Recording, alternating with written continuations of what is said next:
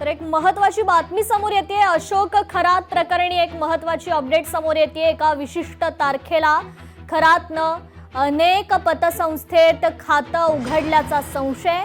त्या तारखेमागील रहस्य नेमकं काय? पोलीस खात्यात हा चर्चेचा विषय ठरतोय। पोलिसांनी सर्व माहिती पतसंस्थेकडून मागवली आहे अशी विश्वसनीय सूत्रांची माहिती आहे। अनेक पतसंस्था आणि बँकांचे आर्थिक व्यवहार सध्या पोलीस यंत्रणेच्या रडारवर आहेत। अधिक अपडेट घेऊयात आपले प्रतिनिधी महेश महाले यांच्याकडून। महेश, खरातनं अनेक पतसंस्थेत खातं उघडल्याचा संशय, पोलिसांकडून तपास सुरू आहे, काय अधिकची अपडेट?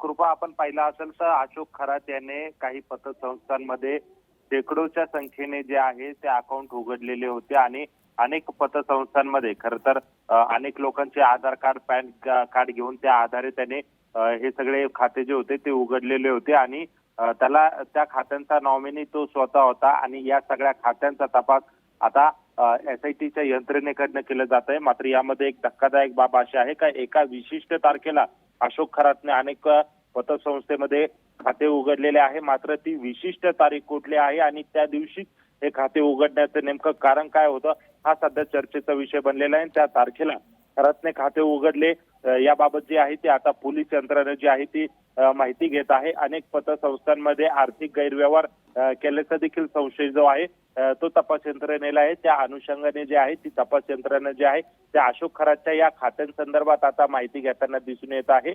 आपण जर बघितलं तर अनेक पतसंस्थांमध्ये एका तारखेला, विशिष्ट तारखेला खाते उघडून त्यामधून नंतर त्यांनी व्यवहार सुरू केलेला आहे। त्यामुळे एकूणच ती तारीख काय होती, त्या तारखेमागं काय रहस्य होतं याचा शोध घेणं आता हा तपास यंत्रणा समोर प्रश्न उभा राहिलेला आहे। त्याची जी विचारपूस आहे, त्याची चौकशी आहे ती खरातकडनं केली जात असल्याची माहिती देखील मिळालेली आहे।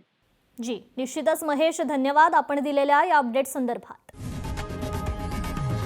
लोकशाही मराठी ऐका, पहा, जागरूक रहा।